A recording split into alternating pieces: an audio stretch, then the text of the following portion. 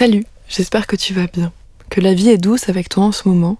En tout cas, t'es au bon endroit pour lesbianiser le monde ensemble. Tu peux t'installer confortablement et te laisser porter. Aujourd'hui, c'est moi, Cléo, qui vais te parler un peu. On va se balader dans les coulisses des épisodes. Je vais te raconter comment ça se passe pour préparer un portrait de 26 rue des Lesbiennes et te parler d'un sujet très important pour nous, l'écoute. L'écoute féministe. Je te propose une enquête, une balade dans mes pensées, à travers les sentiers qu'on emprunte avec l'avalanche, pour fabriquer une écoute féministe. Avant tout, je vais te raconter en quelques mots où ce sujet prend racine chez moi. Cette partie fera mention de violence sexuelle, alors je te mets le minutage en description pour que tu puisses passer directement à la suite si besoin. Donc, d'où me vient cette obsession pour l'écoute ?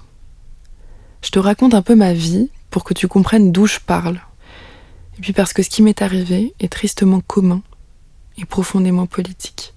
J'ai commencé à me poser la question de l'écoute quand j'ai été confrontée à l'immensité du silence concernant les violences sexuelles. Quand j'ai pas été écoutée, pas crue. C'était un moment absolument vertigineux de se retrouver face au vide de réponse, à l'incompétence des institutions, à l'absence de soins. C'était 2021, au sortir du confinement.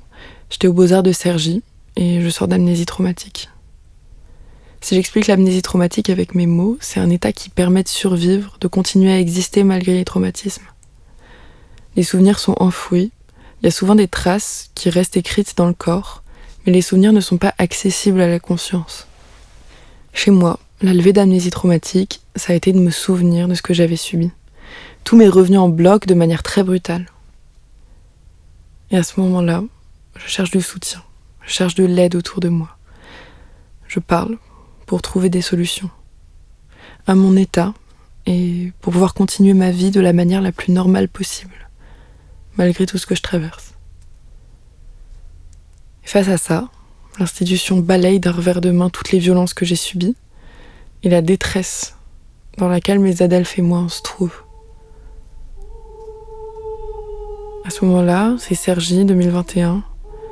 Je parle pour trouver des solutions, pour pouvoir poursuivre mes études, pour ne pas abandonner ma place au profit d'un violeur, pour éviter qu'une femme s'en aille au profit d'un homme, pour éviter qu'une victime se fasse exclure au profit d'un violeur, pour éviter que l'école soit un terrain de jeu pour les dominants, alors que les victimes se cachent. Ça a été 2 années de lutte pour ma survie et pour garder une place dans cette école. Ce sont 2 années aussi où l'espoir, la joie militante, la thérapie, la sororité et les amours queer m'ont sauvée.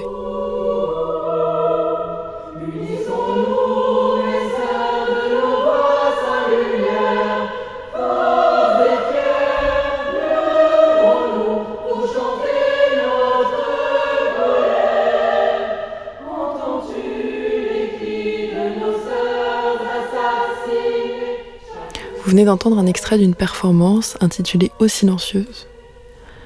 Un fémage, pas un hommage, un fémage aux victimes silenciées. Silencier, ça veut dire passer sous silence, contraindre à taire les violences qu'on subit.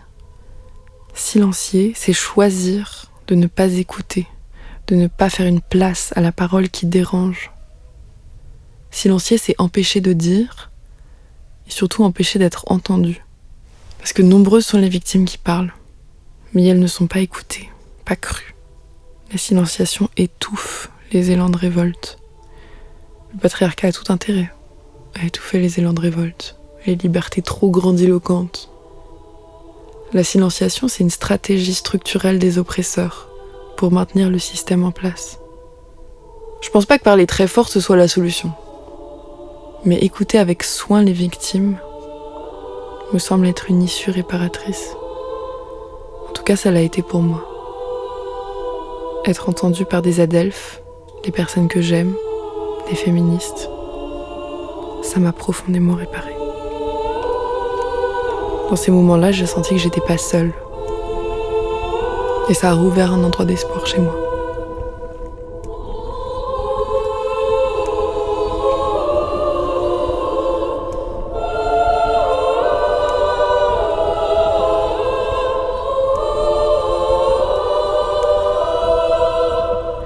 J'ai chanté avec mes adelphes et ça a réparé quelque chose de très profond. On a chanté en chœur, on a uni nos voix. Le 20 juin 2023, on a envahi le hall d'entrée de l'école du son de nos voix, en scandant « On n'oubliera pas, on ne pardonne pas ». Cette force collective m'a sauvée. Merci à mon amoureuse et merci à mes amis si chers d'avoir été à mes côtés.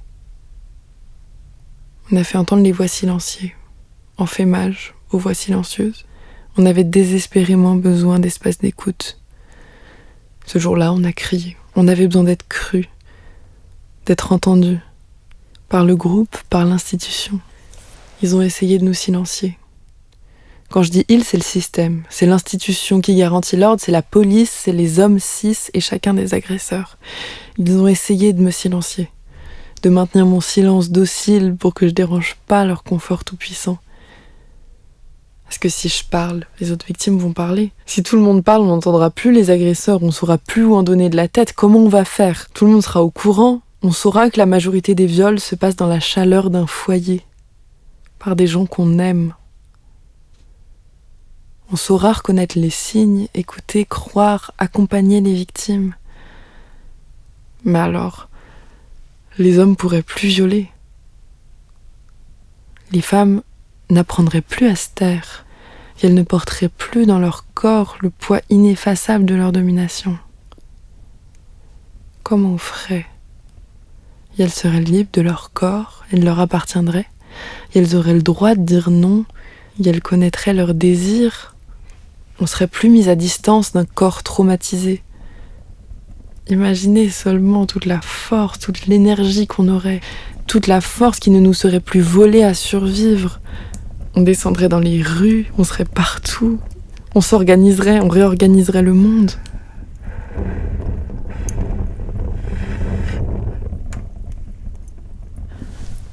Depuis ce moment, je cherche à construire et à soigner des espaces d'écoute, des refuges, des endroits où se réparer pour repartir affronter le monde. 4 ans après, je me trouve pleine de hargne et je cherche à réparer, à trouver des réponses. Je cherche à construire avec, à construire malgré tout. 4 ans après, je suis dans une autre école où le paysage est assez sécure pour être écouté et cru. J'ai travaillé 3 ans à fabriquer des espaces comme ça pour les autres et j'ai très récemment vécu pour moi la révolution profonde que c'est d'être écouté à l'échelle collective. Alors plus que jamais, je crois à l'écoute, comme un levier puissant de nos féminismes queer, comme un outil de réparation. Regarde le paysage patriarcal dans lequel on vit. On est noyé dans le brouillard épais de silence qui nous empêche de parler, qui nous confond dans la honte, qui nous éloigne, qui nous divise, qui surtout permet aux hommes de nous dominer sereinement. Parmi les choses auxquelles je me suis accrochée et qui m'accompagnent encore aujourd'hui, il y a le chant. Les moments collectifs où on a élevé la voix, occupé l'espace. On a réuni, on a réinvesti nos corps de rage pour se faire un espace. Les moments où on m'a écouté. Les moments où on m'a dit « je te crois ». Les moments où j'ai pu sortir du silence. Où j'ai trouvé une écoute féministe. Les moments d'écoute collective, les présences queer féministes, les groupes de parole, l'écoute. Il y a quelque chose de profondément salvateur à se voir entendu, à ne plus se sentir seul, à faire partie d'un groupe de lutte. L'écoute répare. Alors aujourd'hui, quand je vous parle d'écoute féministe, ça charrie toute cette histoire. Si j'ai besoin de nous faire des espaces, c'est aussi pour ça. Avec l'écoute, je cherche une issue à la silenciation systémique des victimes. L'écoute nous désembrume, elle nous lie. Elle est le socle de la sororité, de la révolution queer qu'on est en train de tisser. Cette écoute n'est pas un geste individuel ou un état passif. C'est un geste actif, qui répare, qui prend soin, qui construit. L'écoute féministe est un levier de nos révolutions.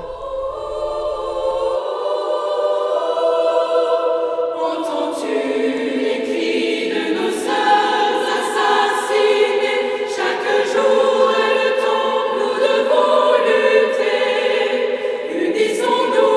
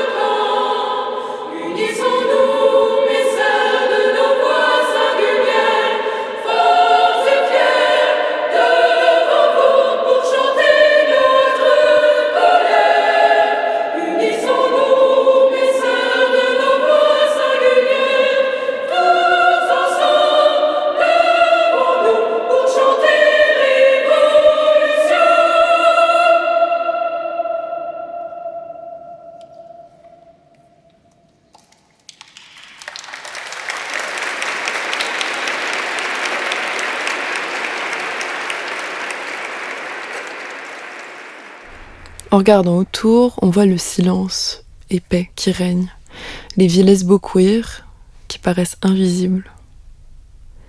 Où elles sont les vies trans, les vies de femmes, les vies des personnes sexisées, les vies lesbiennes? Pourquoi les lesbiennes des films sont toujours filmées par des hommes cis-hétéros pour le plaisir d'autres hommes? Pourquoi elles meurent toujours? Pourquoi elles sont toujours malheureuses? C'est possible de vieillir même quand on est lesbienne? Des fois on se demande. Évidemment, il y a une raison à ce silence. Nos existences lesbiennes sont une menace structurelle pour le patriarcat. À quoi les hommes peuvent-ils bien servir si on n'a plus besoin d'eux? Si nos corps, si nos désirs, si nos ambitions, si nos vies ne sont plus orientées vers eux, conçues pour leur faire plaisir. 26 rue des Lesbiennes est là pour créer des images, des récits. Ce sont des archives, des représentations.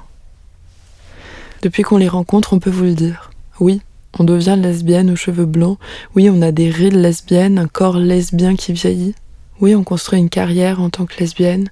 Oui, on maraîche très bien des courges pendant 50 ans en étant lesbienne.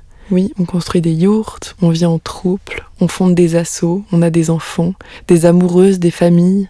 Oui, les lesbiennes grandissent. Oui, les lesbiennes vieillissent et construisent des vies grandioses. Nous, on fabrique un endroit d'écoute pour donner accès à ces récits, pour les donner à entendre. 26 rue des Lesbiennes, c'est un endroit d'archives. On va d'ailleurs bientôt déposer la transcription des entretiens à des centres d'archives féministes. 26 rue des Lesbiennes, c'est une archive qui inscrit ces vies dans l'histoire, la grande histoire avec un grand H, cette même histoire que les hommes ont réservée aux autres hommes. On redit à voix haute l'importance de nos héritages, de nos cultures, de nos amours, de nos luttes. Cette écoute, c'est une forme de soin, d'attention aux détails, qui s'installe à chaque étape. De l'écriture des questions jusqu'au montage. Alors si t'as envie, je t'emmène sur nos chemins pour confectionner cette écoute ensemble, pas à pas, pour forger nos rencontres et l'écriture des questions, l'enregistrement et le montage.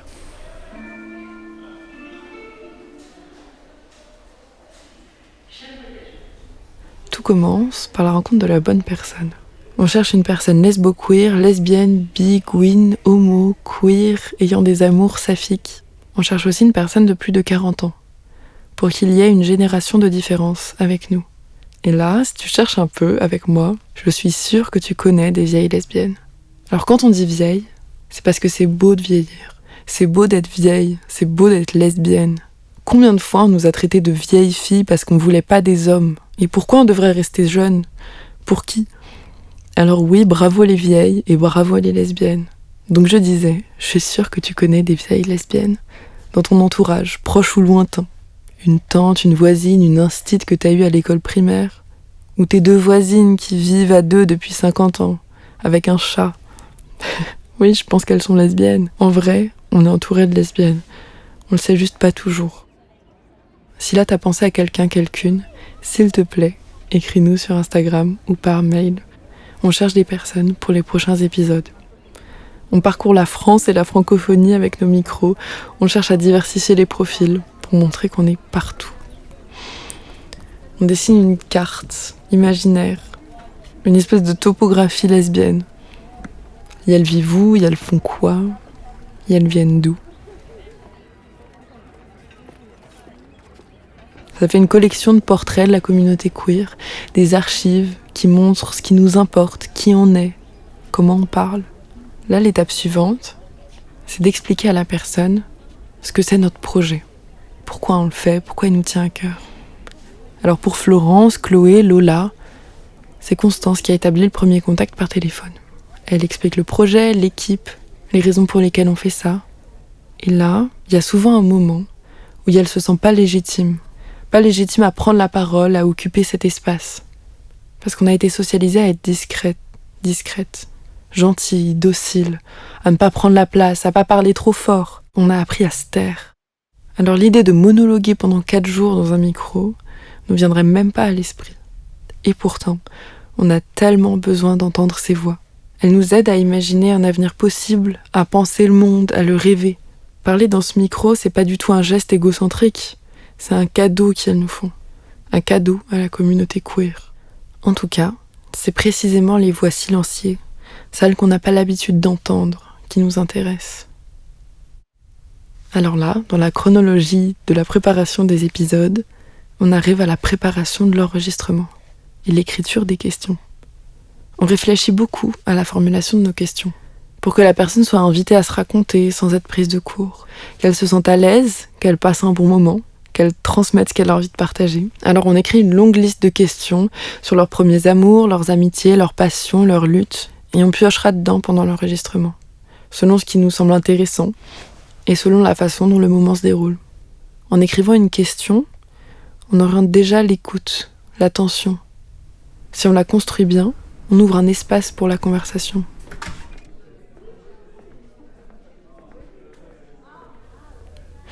Bon, ensuite, vient le moment du tournage. On sait qu'on va passer 4 jours chez une personne, chez elle ou chez des amis qui nous logent à côté. Et le moment de la rencontre est toujours très marquante pour nous. Chloé, 1. Voilà, prise numéro 1. On est d'accord, ça rec? Moi, je vous propose qu'on partage la responsabilité que ça. Arrivé 2e jour. Le jour de l'enregistrement, on arrive en train. On s'équipe sur le trottoir ou dans la carrière de sable à côté et on enregistre toute l'arrivée. La personne est prévenue en amont et quand elle est d'accord, on arrive chez elle sans parler. On enregistre tout. La façon dont elle dit bonjour à des inconnus, la façon dont elle ouvre la porte, dont elle parle à son chat. Parce que ces moments furtifs racontent beaucoup d'une personne. Et là, quand t'as le micro allumé, le casque sur les oreilles, tu remarques tellement de petits bruits qu'on oublie au quotidien. Nos pas, les genoux qui grincent, la respiration que t'essayais pourtant de faire discrète, mais aussi les oiseaux dehors ou le chat qui court dans les escaliers. En fait, on entend tout le paysage sonore et nos bruits à nous. Manu nous a appris que le bruit de la pluie dans les champs ou sur le bitume, ça sonne pas pareil. Que notre oreille reconnaît si l'interview a été menée dans une chambre avec de la moquette au sol ou dans un hall d'entrée au carrelage froid. Manu nous a aussi appris à percher un peu. Concrètement, ça veut dire suivre la voix de la personne avec le micro. Se rapprocher, s'éloigner, suivre les mouvements de tête, les déambulations. C'est hyper physique, mais ça s'apprend. C'est une danse qui est orientée par l'écoute. Les micros deviennent une prothèse, un accessoire qui dirige nos mouvements, qui oriente notre écoute, qui modifie la qualité de notre attention. Il crée aussi un cadre, qui est parfois un peu intimidant, mais on les oublie vite. Et là, on construit un dialogue avec la personne qu'on rencontre. Ça se passe beaucoup par les gestes, par les mimiques, par les regards, la façon dont on occupe l'espace, dont on se positionne dans la pièce. Mais on parle pas, ou très peu, le moins possible en tout cas. On veut laisser la place pour entendre la personne et son environnement. Quand on vient d'arriver chez la personne, on est particulièrement à l'écoute. On essaie de ne pas déranger les habitudes que la personne a dans son lieu de vie. Quand on est arrivé chez Rosemary et Daniel, par exemple, elles n'avaient pas envie de nous faire la bise. Et elles l'ont fait savoir très clairement. On est arrivé dans leur entrée, avec tout notre attirail d'enregistrement, nos chaussures sales, nos vestes de pluie, et on s'est mis sur le côté, en attendant qu'elles nous invitent à rentrer. Ah ouais, il y a quelqu'un. Bon, bonjour. Restez pas sous la pluie quand même, parce que bon, voilà. Bon, vous n'avez pas de bise, mais pas tout de suite, mais ça va venir. Ça a été la route? Super. Oui, c'est bien. Enfin, pour nous, c'est très, très étonnant parce que quand même, Ce qui est étonnant. de voir des jeunes ici. Voilà le chat. Très simple. Ah, voilà. Oh, bonjour. Sipsi s'appelle. Ben Lui, voilà. lui, avant d'entrer, il a essuyé ses pattes et il est resté. Entrez. Entrez. Elles nous ont montré où aller, où s'installer, comment on était invité chez elles. Ensuite, on arrive au moment de l'enregistrement, à proprement parler. On s'assied, on s'installe. Et là, on part pour 2 heures d'enregistrement, ou toute une matinée parfois. Petit à petit, l'équipe, on se fond dans le décor. Et on laisse la place à la personne d'être elle-même, dans son espace de vie. Parce que c'est ça qu'on a envie d'enregistrer, c'est ça qu'on a envie de raconter. On est juste une écoute active pour recevoir ce qu'elle a à nous transmettre. Et ce cadre si particulier de l'enregistrement, il produit une écoute, une présence qui est continue et attentive. Nous, on plonge complètement dans le récit de la personne. Pendant ces temps d'enregistrement assise, parfois on pose une seule question qui permet à la personne de dérouler tout ce qu'elle a à nous dire. Et parfois on relance avec des questions plus précises, plus ciblées. Ça dépend vraiment des personnes et on s'adapte toujours. Ça fait aussi partie de cette écoute-là, de sur place s'adapter, de modifier un petit peu ce qu'on avait prévu. Et arriver avec cette flexibilité-là. Dans l'équipe, comme on est 4, on a des personnalités différentes, il y a des questions différentes qui nous intéressent et qu'on aime poser, qui nous viennent spontanément sur le moment. Et on se regarde en silence quand on sent que la personne est en train de finir de parler. Et on se demande qui va poser la prochaine question. Et en fait, on commence à se connaître et on sait qui va parler, qui va poser quelle question. Et ça devient logique. En tout cas, on laisse la personne finir de parler, finir ce qu'elle a à dire. Et quand elle a fini, on laisse un temps de respiration. Quelques secondes de pause, on ralentit le rythme. Dans une conversation normale, on aurait rebondi, on aurait réagi à voix haute, on aurait rigolé. Mais ici, on écoute encore un peu plus. On écoute les mots de la dernière phrase qui résonnent, et souvent, c'est précisément dans cette respiration, dans ce temps qu'on s'accorde, que se trouve le cœur du propos. Les mots sortent spontanément, et ces mots-là viennent du ventre. Ils avaient besoin de cet espace d'écoute, de ce temps étendu pour venir. Il y a quelque chose de très précieux dans ces mots. Quand Jade parle de ces moments, elle dit « Il faut laisser un espace vide pour que la personne ait envie de le prendre. » Cet espace donne envie de parler. Il permet d'exprimer des choses très sincères. Ce système d'écoute, ce dispositif d'écoute qu'on a construit à 4, il m'apprend beaucoup pour la vie quotidienne aussi. Pour faire une place aux personnes qui n'ont pas l'habitude, qui n'osent pas, qui sont timides, qui se sentent pas légitimes à prendre la parole. Il faut créer un temps dédié pour que chacun, chacune puisse s'exprimer. Peut-être que c'est ça une écoute féministe. Créer un espace et un temps dédié. Un lieu dont on prend soin, où la personne peut déposer ce qu'elle souhaite.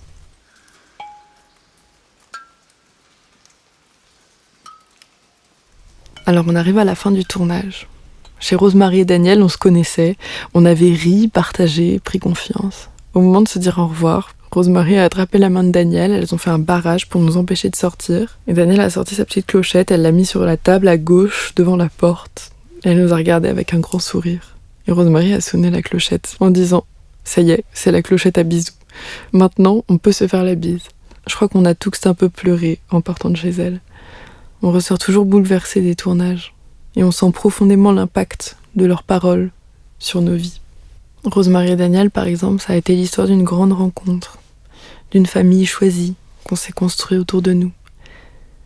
Et si ce projet il nous tient tellement à cœur, c'est parce qu'on a énormément besoin de cet héritage, de ne pas se sentir seul, de se sentir entouré, de comprendre d'où on vient et de se donner des outils. Et on est heureux de pouvoir partager ça avec vous. Bon, et là, on rentre chez nous, et vient l'étape du dérush, d'écouter tout ce qu'on a enregistré, et ensuite, c'est le montage. C'est une étape qu'on adore, et comme à peu près tout ce qui touche à la technique, c'est Manu qui nous a appris à faire du montage son. C'est un moment où on rassemble toute la matière qu'on a collectée, un moment où on organise, on sélectionne, on assemble, pour composer un portrait, comme on composerait de la musique. On raconte avec des sons un échantillon de leur vie. À travers le rythme de l'épisode, les bruitages, les ambiances, on raconte l'atmosphère qu'il y a, le caractère de la personne et les choses qui lui tiennent à cœur. On entend les poules chez Rosemary et Daniel, on entend le vent, l'arbre qui leur tient tellement à cœur et qu'elles ont planté en arrivant. On entend le parquet, leur maison, l'écho qu'il y a dans leur grenier. On donne à entendre les différents espaces, les différents objets qu'il y a dans leur vie. Et on tresse tout ça avec le texte, avec ce qu'elles nous ont dit, avec les mots. Parfois, il y a des mots qui semblent anodins. La façon dont elles disent bonjour à leur chat, dont elles ouvrent la porte, ça raconte beaucoup. Et c'est pour ça qu'on est aussi à l'écoute et aussi attentive quand on enregistre, pour surtout pas louper ces petits moments magiques.